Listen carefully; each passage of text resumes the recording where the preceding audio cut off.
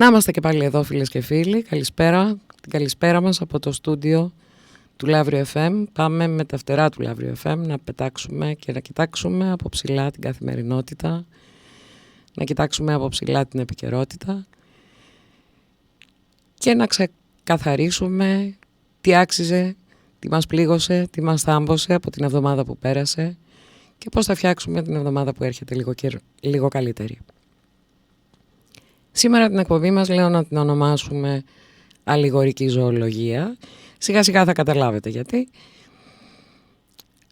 Πάμε να ξεκινήσουμε με το πρώτο τραγούδι. Πάμε με τον Χρήστο Θηβαίο και οποιοσδήποτε συνειρμός, οποιαδήποτε σχέση έρθει στο νου σας με το Διεθνές Νομισματικό Ταμείο είναι εντελώς συμπτωματική.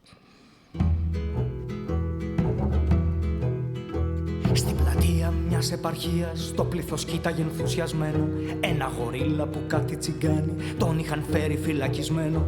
Δίχως εσχήνη και σεβασμό οι γεροντοκόρες του χωριού παίζαν ανέστητα με το ζώο. Δεν λέω πως, δεν λέω που, προσοχή στο γορίλα.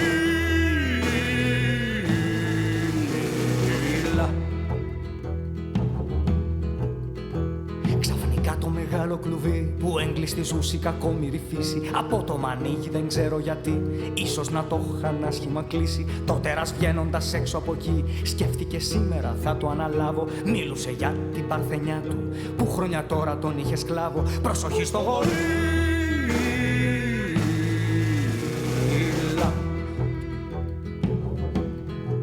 Ο αφέντης ούρλιαξε προσοχή. Του γορίλα του έχει σαλέψει, δεν έχει δει ποτέ του μαϊμού, γι' αυτό μπορεί να τα μπερδέψει. Απ' τους παρόντες τότε ο καθής σπέφτει τα νότα του να προφυλάξει. Οι γεροντοκόρες απέδειξαν πως άλλο ιδέες κι άλλο η πράξη.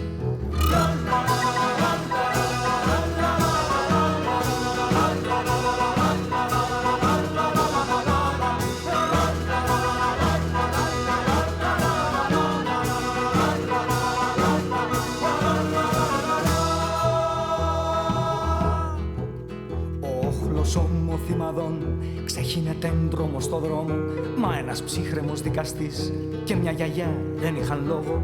Κι αφού οι υπόλοιποι την είχαν κάνει, το θηρίο πάτησε γκάζι.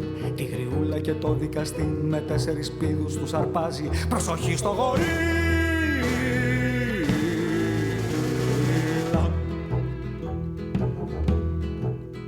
Αχ, αναστέναξη γιαγιά, να πάρει εμένα είναι απίθανο μάλλον. Θα ήταν τελείως παράξενο και δεν θα το ευχόμουν εκτός των άλλων. Να με μπερδέψει με μια μαϊμού, υποδικαστής ενοχλημένος. Είναι αδύνατον εντελώς, στο τέλος βγήκε γελασμένος.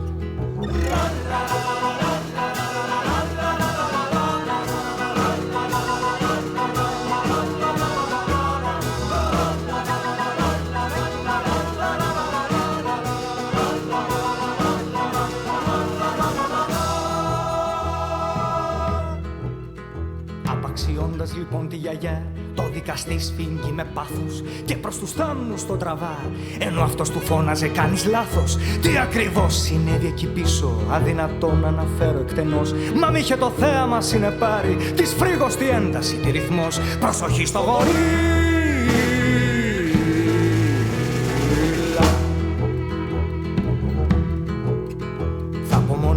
Πως το κορύφωμα που είχε το αλόκοτο ετούτο δράμα στρίγγλιζε κλαίγοντας ο δικαστής. Στα διαλύματα φώναζε μάνα σαν το φουκαρά που χθες καταδίκασε για ληστεία και για κοινό παραδειγματισμό τον αποκεφάλισε στην πλατεία. Προσοχή στο γορίλα.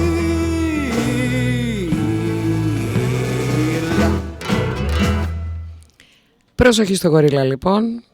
Ακόμα και αν δεν ξέρουμε αν γορίλα μπορούμε να ονομάσουμε το Διεθνές Νομισματικό Ταμείο ή την κυρία Μέρκελ ή ακόμα και τον καταναλωτισμό το δικό μας ή ακόμα και την τηλεόραση ή ακόμα και τον καναπέ μας. Όπως και να έχει, καλό είναι να προσέχουμε να μην βρισκόμαστε στη θέση του δικαστή και αυτό έχει να κάνει με την καθημερινότητα που εμείς επιλέγουμε και που εμείς πρέπει να κάνουμε λιγάκι καλύτερη. Τώρα το πώς θα το καταφέρουμε αυτό είναι μια μεγάλη ιστορία η οποία εξαρτάται πάρα πολύ από το πόσο καλά γνωρίζουμε τι θέλουμε και τι μπορούμε. Για πάμε να δούμε πώς το έχει δει ο Χάρης και ο Πάνος Κατσιμίχας ανάλογα με αυτά που θέλουμε και με αυτά που έχει κρεμάσει το κουδούνι στην ουρά ούτε του Διεθνούς Νομισματικού Ταμείου, ούτε όλων αυτών των καταστάσεων που προκαλούνται στο σύγχρονο κόσμο μας. Δεν ξέρω αν μπορούμε να το κρεμάσουμε τώρα εμείς. Μου φαίνεται εμένα πάντως λιγάκι ανέφικτο. Όπως και να το κάνουμε, ίσως μια λύση που θα μπορούσαμε να προτείνουμε είναι να παρατηρήσουμε τον μεγάλο αλήτη, αλλά και την πολύ δυνατή αυτή προσωπικότητα που έχει ένα πλάσμα από τα πιο μικρά, τα πιο απλά και τα πιο δυνατά που υπάρχουν στον πλανήτη μας. Πάμε με ένα τραγούδι του Μάνου Λοΐζου για παιδιά, αλλά για προσέξτε το.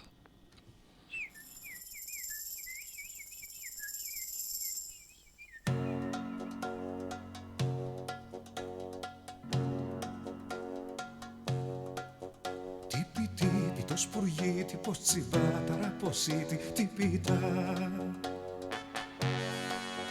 Hey, κάποιος φωνή του βάζει το καημένο πως το μάζει, τύπητα. Τίκι-τάκ πως χτυπάει η καρδούλα του γοργά, πω τη φωνάρα, πω τη τρομάρα, τύπητα.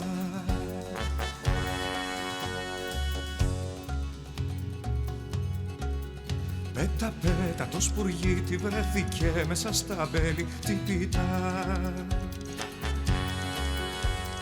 Κάποια πετρία περνάει κι η καρδιά του σταματάει, τύπητα.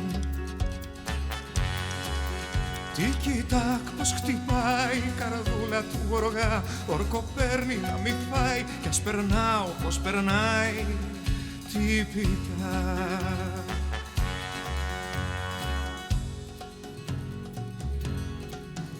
Κουρασμένο το σπουργίτι πάει σε μια ζηταποθήκη, τύπητα. Hey, κάποια φωνή του λέει θα έτρωε όσο θέλεις, τύπητα. Τύπητα, τι καλά το σπουργίτι πως τσιβά, τρώει σαν να χορταίνει και το δρόμο ξαναπαίρνει, τύπητα. Τύπητα, τι καλά το σπουργίτι πως τσιβά, τρώει σαν να χορταίνει και το δρόμο ξαναπαίρνει, τύπητα.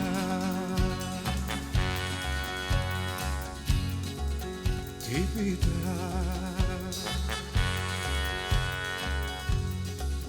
Τύπητα.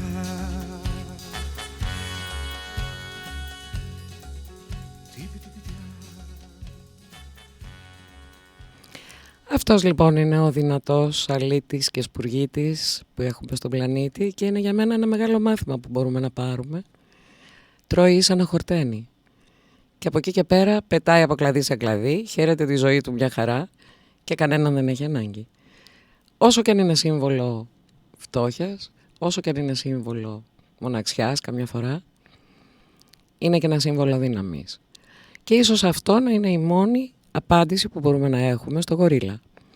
Πολύ καλή νύχτα σας, πολύ καλή εβδομάδα να έχετε και κοιτάξτε να παρατηρήσετε και κανένα σπουργητάκι. Μπορεί να σας φτιάξει και τη μέρα.